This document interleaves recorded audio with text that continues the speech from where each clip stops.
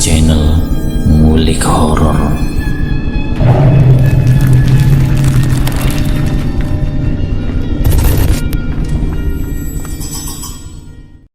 Assalamualaikum warahmatullahi wabarakatuh. Kembali lagi di channel Ngulik Horor. Kali ini saya akan membawakan kisah misteri yang diambil dari tweet emak @desi prayoga 1. Nanti kalian juga dapat mengunjungi tweet beliau langsung. Nanti linknya saya akan sediakan di kolom deskripsinya. Di dalam cerita ini, nama dan tempatnya saya samarkan semua untuk menjaga privasi pihak yang terlibat di dalamnya. Yuk, daripada kita lama-lama, langsung saja kita simak ceritanya. Kali ini saya akan membawakan kisah misteri yang berjudul Ketika Arwah Perempuan Muda yang masih belum bisa terima kenyataan bahwa dirinya sudah meninggal dunia. Kalian pernah tidak ketemu dengan kasus pembunuhan, tapi arwah korbannya masih belum terima dengan kematiannya? Nah, cerita kali ini akan mengisahkan tentang seorang perempuan yang arwahnya gentayangan karena masih belum bisa menerima bahwa dirinya sudah meninggal dunia. Sekitar tahun 2015, warga setempat digegerkan dengan penemuan sebuah karung diletakkan di depan sebuah rumah warga. Saat warga membuka karung tersebut, ternyata di dalamnya ada tubuh seorang perempuan yang berusia 19 tahun sampai 25 tahun. Dan tak lain adalah anak dari pemilik rumah tersebut. Kita panggil saja namanya dengan Melati. Melati sempat dikabarkan tidak pulang ke rumahnya 2 hari oleh orang tuanya sendiri. Melati sendiri adalah seorang mahasiswa di salah satu universitas. Dia juga anak sematawayang dan tinggal di rumah hanya dengan orang tuanya saja. Semua menjadi heboh dan lalu menelpon polisi. Tidak lama jenazah Melati akhirnya dibawa ke rumah sakit terdekat untuk diotopsi. Setelah diperiksa lebih lanjut, ternyata Melati sedang mengandung 2 bulan dalam perutnya. Dan dia dibunuh dengan cara dipukul kepala belakangnya dengan benda tumpul yang mengakibatkan cedera kepala yang cukup fatal. Selain itu, terdapat lebam di bagian perut dan juga dada Melati. Pertanda bahwa sebelum dibunuh oleh pelaku, Melati sempat mendapat kekerasan fisik terlebih dahulu. Kemungkinan dia dibunuh lantaran dirinya meminta pertanggungjawaban pelaku atas kehamilannya. Apalagi Melati masih duduk di bangku kuliah. Kesimpulan awal polisi kurang lebih seperti itu, hingga tibalah proses pengejaran pelaku. Tidak berselang lama dari penemuan jenazah Melati di depan rumahnya, sekitar 3 hari setelahnya pelaku akhirnya tertangkap di sebuah rumah kos yang jaraknya tidak terlalu jauh dari tempat kuliah Melati. Dan pelakunya tak lain adalah pacarnya sendiri. Usut demi usut, ternyata pelaku bisa tega membunuh Melati lantaran Melati selalu mendesaknya untuk segera menikahinya karena Melati sudah berbadan 2. Akan tetapi pelaku masih belum siap lantaran dia juga masih duduk di bangku kuliah. Karena terus-menerus mendapat desakan dari Melati, membuatnya hilang kendali dan tega menghabisi nyawa Melati yang sedang mengandung anaknya. Akhirnya pelaku ditahan dan diadili sesuai dengan tindakannya. Sekarang kita beralih dari ke situasi keluarga Melati. Setelah diotopsi, jasad Melati diserahkan kembali kepada keluarga untuk dimakamkan. Melati dimakamkan di pemakaman warga dekat dengan rumahnya. Tahlilan pertama hingga 7 harinya pun digelar di rumah sederhana milik orang tua Melati. Ibu Melati masih terus meneteskan air matanya, seakan masih belum terima karena ditinggal pergi anak perempuannya. Dalam hatinya sangat hancur, harapannya sirna. Tawanya hilang dan hidupnya tenggelam dalam rasa bersalah karena tidak bisa menjaga anaknya dengan baik.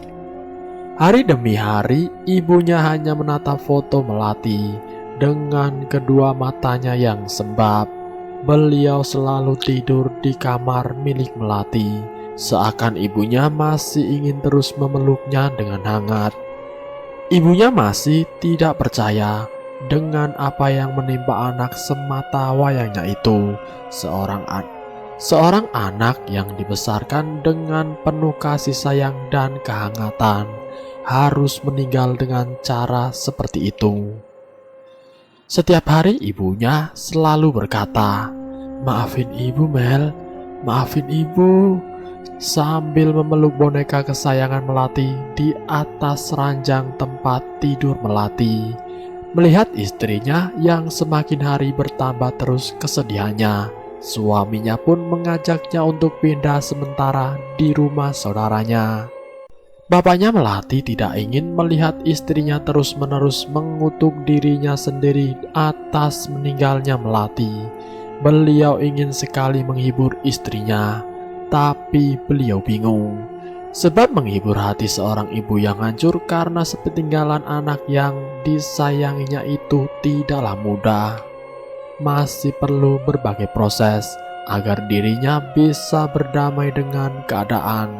Tapi dengan support semua keluarganya, pas setelah 7 harinya Melati, orang tuanya pun pindah sementara ke rumah saudara di kota lain. Tujuannya untuk menenangkan pikiran ibu Melati. Karena hampir setiap hari ibunya selalu berusaha ingin mengakhiri hidupnya dan bersama dengan anak yang dicintainya. Hampir semua ibu di dunia ini tidak ingin berpisah dengan anaknya, tapi apalah daya jika takdir sudah berkehendak. Akhirnya rumah Melati kini menjadi sepi. Rumahnya kosong dan semakin membuat suasananya menjadi merinding. Tidak jarang warga memilih untuk memutar arah dibanding harus melewati depan rumah Melati. Di situ juga masih tertempel garis polisi berwarna kuning, seakan garis itu berbicara bahwa di depan rumah itu pernah ditemukan sebuah mayat. Hingga kejadian demi kejadian mulai terjadi di sekitar rumah Melati. Kebetulan tidak jauh dari rumah Melati terdapat sebuah lapangan bola.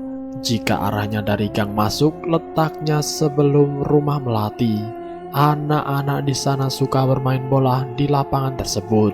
Dan untuk mempersingkat waktu, perjalanan mereka selalu lewat di depan rumah Melati.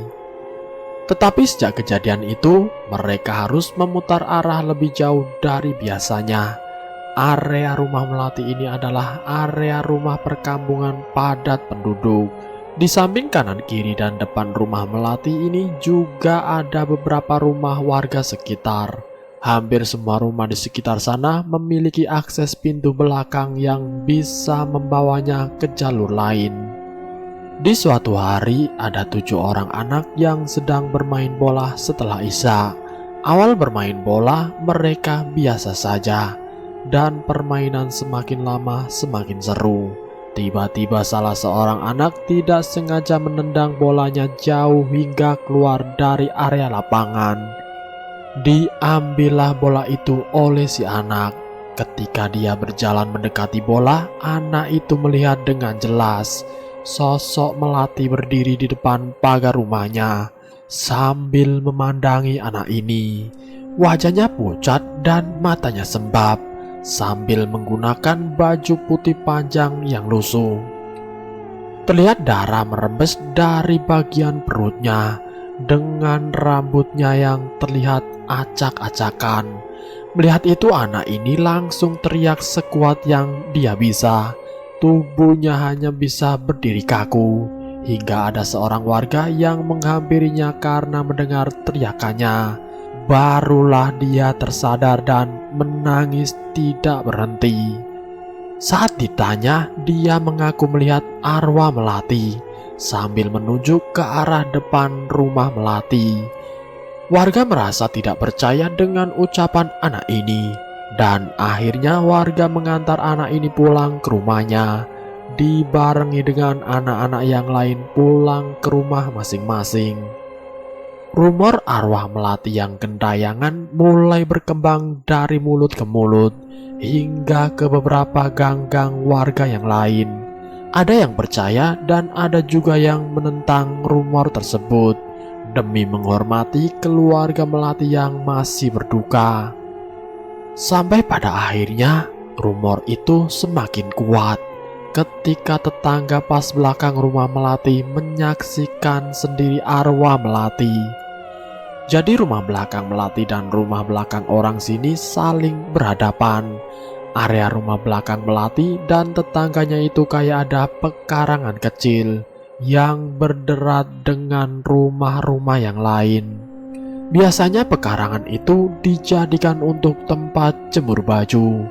Tetangga belakang rumah melati ini baru saja melahirkan seorang bayi yang saat itu masih berusia 1 bulan. Tetangga belakang rumahnya ini awalnya tidak memiliki firasat apa-apa dan juga tidak menanggapi serius rumor yang beredar karena dia tahu melati ini anaknya baik. Jadi tidak mungkin juga arwahnya gentayangan. Sampai tetangganya ini melihat sendiri sosok melati berdiri di belakang rumahnya, melihat ke arahnya sambil berkata, "Mepet Mbak Win, lagi menjemur Mbak Win." Perkataan yang selalu ditanyakan melati ketika sedang berada di belakang dan melihat dirinya akan menjemur baju. Melihat itu Mbak Win ini merasa percaya tidak percaya dan bingung juga terus dengan polosnya Mbak Win ini tanya, "Itu kamu Tamel?" "Ya benar Mbak, ini aku. Kalau bukan aku, terus siapa lagi?" Sahut hantu melati sambil diiringi suara tawa. Lagi-lagi Mbak Win ini masih belum engah hingga dia melihat ada darah di perut melati. Barulah dia tersadar jika sosok tersebut adalah hantu melati yang digosipkan gentayangan menghantui warga. Mbak Win langsung teriak memanggil-manggil suaminya.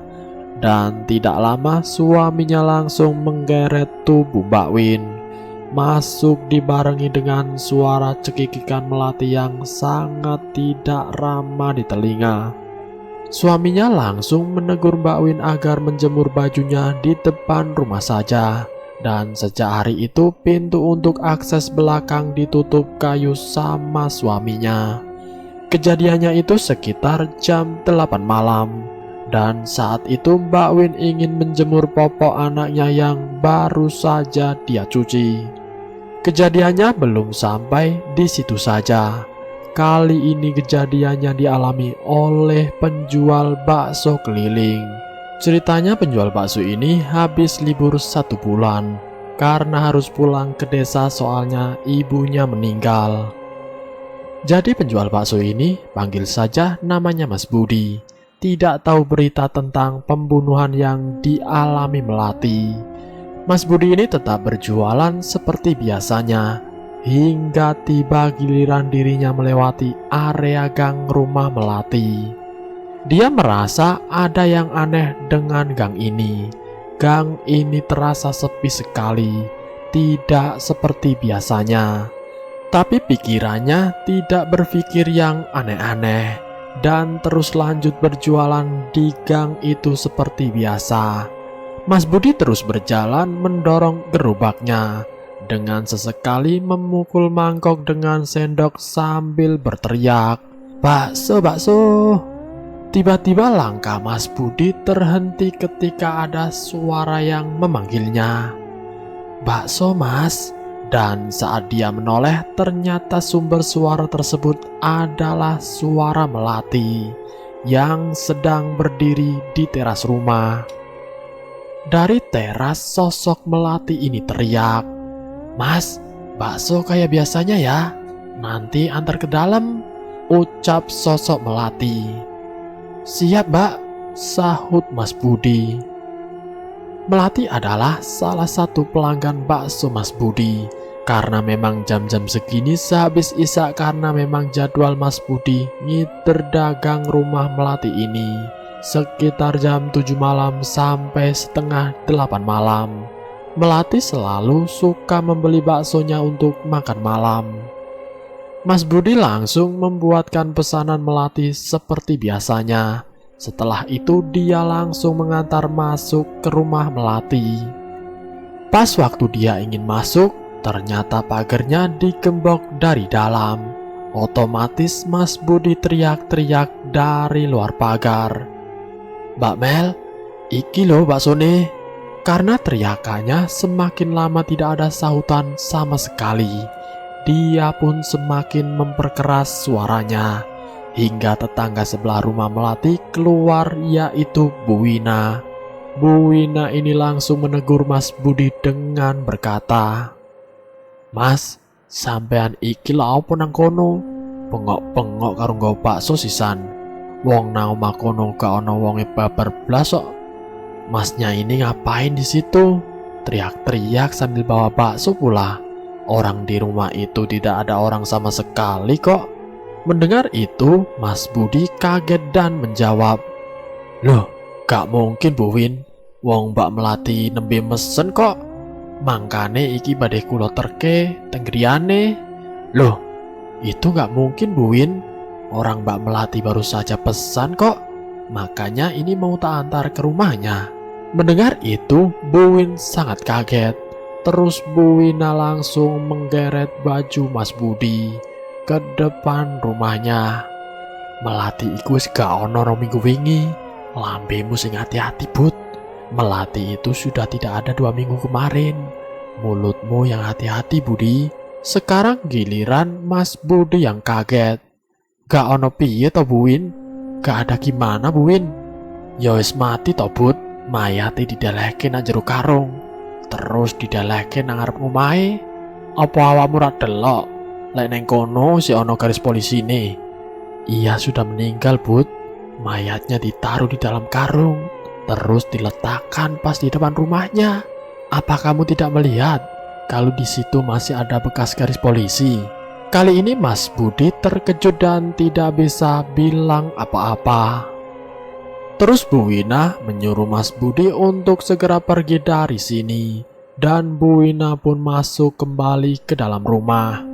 Di tengah keheningan kampung itu hanya ada Mas Budi seorang diri yang berjalan menghampiri gerobaknya.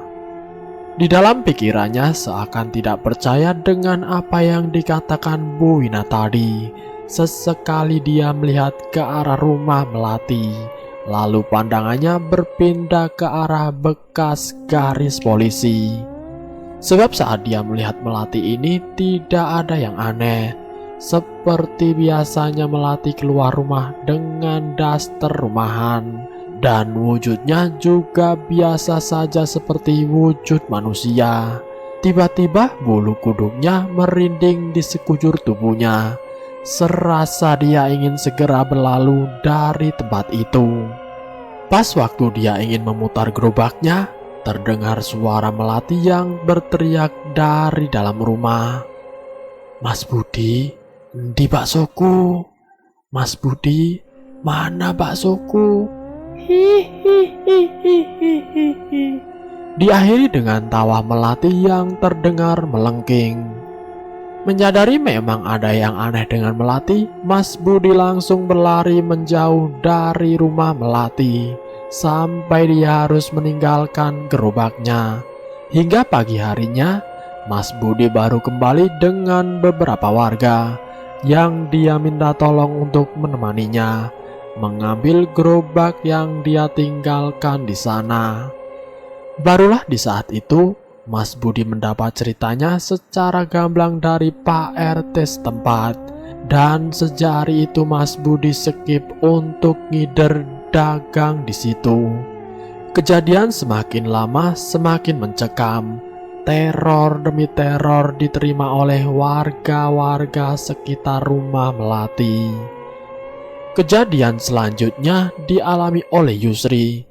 Yusri ini adalah seorang pedagang jajanan anak-anak dan dia berjualan di depan rumahnya.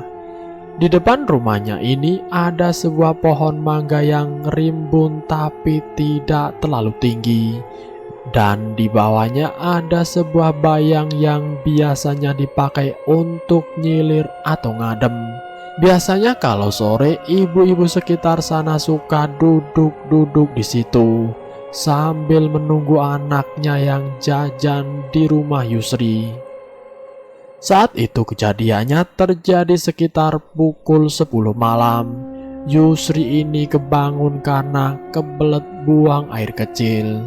Selesai buang air kecil, dia ini melihat kalau lampu terasnya belum dinyalakan. Akhirnya dia ke ruang tamu untuk menyalakan lampu teras karena tombolnya ada di ruang tamu. Pas selesai dinyalakan lampu teras, Yusri ini berniat untuk melanjutkan tidur. Ketika Yusri ingin berjalan masuk ke kamarnya, samar-samar dia mendengar ada suara anak perempuan menangis dari arah luar rumahnya. Dia penasaran dan coba mengintip dari gorden jendelanya. Pikirnya siapa juga yang berani nangis sendirian di luar malam-malam begini. Waktu dia mengintip, Yusri ini kaget ketika dia melihat ada sosok perempuan duduk di atas bayangnya yang berada di bawah pohon mangga sambil mengayun-ngayunkan kakinya. Sosok itu awalnya menunduk ke bawah dan tidak lama mengangkat kepalanya. Barulah Yusri bisa melihat kalau sosok itu ternyata arwah Melati. Mata Melati melotot menatap ke arah Yusri, seakan dia menyadari sosok Yusri yang menatapnya dari balik jendela. Yusri mengaku jika tubuhnya saat itu seketika menjadi kaku, tidak bisa digerakkan dengan posisinya yang masih mengintip dari balik jendela. Sedangkan sosok Melati ini berjalan mendekati dan semakin dekat ke arah Yusri hingga sosok Melati ini berdiri pas hingga sosok Melati ini berdiri pas di depan muka Yusri sambil berkata, "Lapo to yu? Delok aku kok kaya delok setan. Aku Melati yu. Aku tuku jajane yu. Kenapa sih yu? Lihat aku kok kayak lihat setan. Aku Melati yu. Aku mau beli jajan yu." Hihihihihi. Sambil dibarengi tawa khas Melati yang sangat tidak ramah di telinga pendengarnya. Setelah itu Yusri tidak ingat apa-apa sebab dia langsung pingsan dan tahu-tahu sudah azan subuh. Itu pun dibangunin suaminya yang ingin mandi untuk sholat berjamaah. Karena teror semakin lama semakin meresahkan warga, Pak RT setempat berinisiatif untuk menghubungi orang tua Melati dan membahas teror-teror yang diterima oleh warganya. Singkatnya hari yang mereka sepakati pun tiba. Terlihat orang tua Melati datang dengan satu orang lagi, yaitu Paman Melati, adik dari bapaknya. Anehnya ketiga orang ini enggan masuk ke rumah itu dan memilih untuk langsung ke rumah Pak RT. Di rumah Pak RT mulai memberitahu keluhan warganya tentang arwah penasaran yang mengaku dirinya adalah Melati. Orang tua Melati yang mendengar itu merasa tidak percaya jika anaknya bisa seperti itu. Lalu Pak RT menyarankan untuk diadakan saja tahlilan bersama di rumah Melati. Tentunya semua warga harus menyempatkan hadir agar teror tersebut segera berhenti. Pak RT juga memperkenalkan orang tua Melati kepada salah seorang ustadz yang nantinya akan membantu dalam tahlilan yang disepakati. Mereka mulai berunding dan akhirnya ditentukan jika harinya harus sama dengan hari meninggalnya Melati sesuai dengan hitungan kalender Jawa, yaitu Selasa Kliwon jam 7 malam. Warga mulai menyiapkan segala keperluan yang dibutuhkan, hingga makan-makan yang akan dihidangkan. Ada juga yang membuat tumpeng untuk dijadikan syarat membersihkan rumah Melati dan menenangkan arwah Melati agar tidak mengganggu warga sekitar lagi. Singkat cerita, hari itu tiba dan semua persiapan sudah selesai. Acara dilakukan di halaman depan rumah Melati. Setelah sholat Isya selesai, warga mulai berkumpul di sana. Semua kusuk berdoa di sana, termasuk orang tua dan keluarga Melati. Ibu Melati mulai menangis kembali, mengingat kejadian beberapa minggu sebelumnya yang menimpa anaknya. Tapi Pak Ustadz berkata jika ibunya harus bisa mengikhlaskan kepergian Melati dengan lapang dada, agar memudahkan Melati melewati jalannya untuk menuju alamnya. Dengan segenap hati sesuai doa bersama, Ibu Melati berkata, "Mela, ibu, bapak dan semua keluarga sudah ikhlas. Mela harus tenang di sana ya nak. Mela sudah bukan di sini lagi tempatnya. Percayalah Mela, ibu dan bapak akan selalu menyayangi Mela sampai kapanpun, meski alam kita sudah berbeda nak. Mela janji ya nak sama ibu, jangan seperti ini lagi. Kalau Mela tetap seperti ini, ibu dan bapak sedih nak." Lalu secara mengejutkan pintu rumah itu terbanting, terbuka dengan sendirinya, dan tidak lama keluarlah sosok arwah Melati dari dalam rumah. Terlihat Melati yang menangis dengan darah keluar dari dalam perutnya, berjalan menghampiri ibu dan bapaknya. Warga yang melihat itu langsung berhamburan lari menjauh dari rumah itu, dan tersisa hanya orang tua dan keluarga Mela, Pak Ustadz dan Pak RT. Dan dengan ekspresi sedih bercampur amarah, Melati berkata, "Kenapa Mela harus pergi, Bu? Pak, ini rumah Mela. Ibu, bapak kemana saja? Hampir sebulan Mela di rumah sendirian, Bu. Pak, kenapa ibu bapak ninggalin Mela sendiri di rumah? Salah apa Mela sama ibu dan bapak? Harusnya ibu sama bapak kasih tahu Mela kalau Mela ada salah. Jangan tinggalin Mela sendiri di rumah, Pak, Bu." Mendengar itu, ibu dan bapak Mela menangis histeris. Semua warga di sana melihat dari jauh dan menjadi saksi pertemuan orang tua dengan arwah anaknya.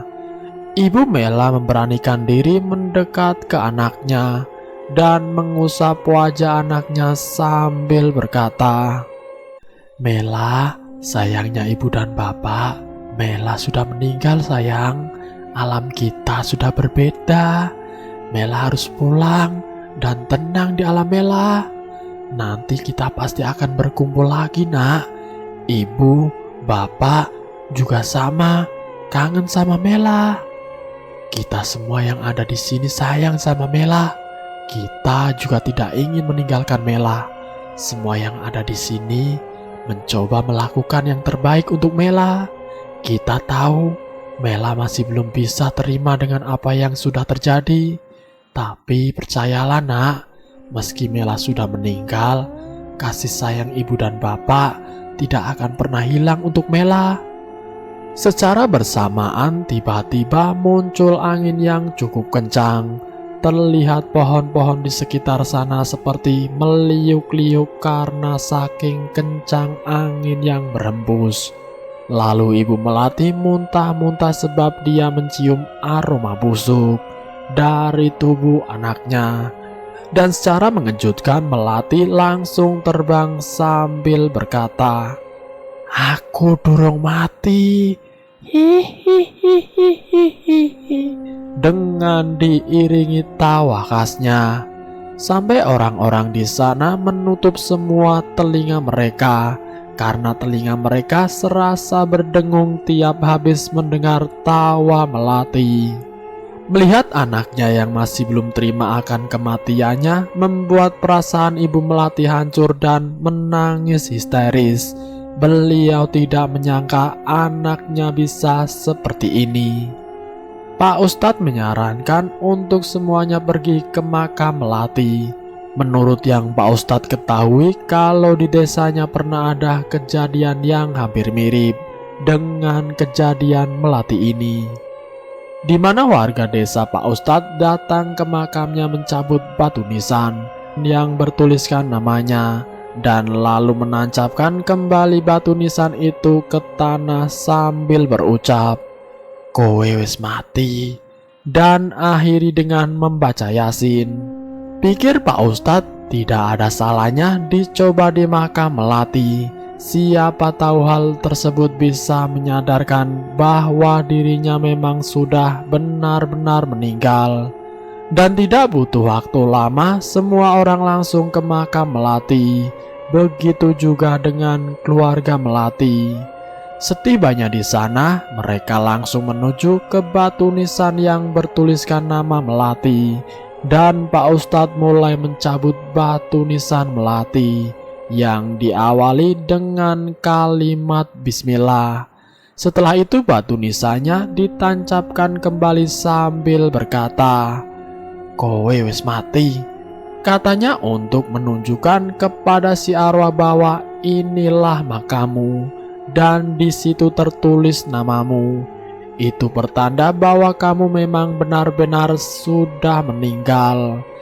Setelahnya hawa di area makam yang awalnya biasa saja tahu-tahu berubah menjadi sangat dingin. Tapi warga masih harus melanjutkan membaca Yasin bersama di makam melati.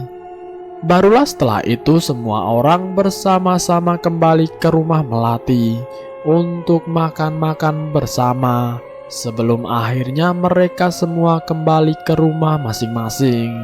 Dan bersyukurlah, sejak itu sudah tidak ada kejadian teror-teror hantu melati lagi di sana. Ya, meski di hari-hari tertentu jika kita lewat di depan rumah melati masih bisa mencium aroma kenanga bercampur pandan yang menyengat sekali. Berasa kayak aroma ditempelin pas di hidung. Padahal di sekitar situ tidak ada tanaman kenanga ataupun pandan wangi. Tapi semua itu kembali ke kepercayaan masing-masing. Akhirnya belakang rumah melati kini ditembok tinggi, sehingga tidak ada akses pintu belakangnya lagi. Karena memang itu permintaan warga demi kenyamanan banyak orang. Dan selesai.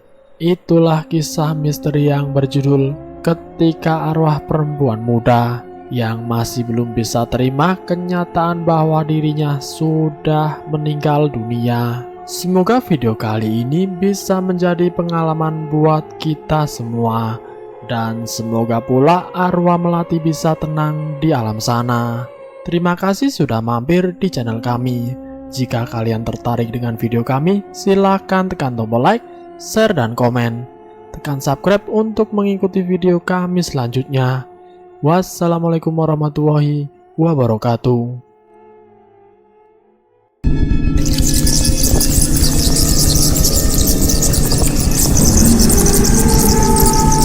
Selamat datang di channel Ngulik Horor.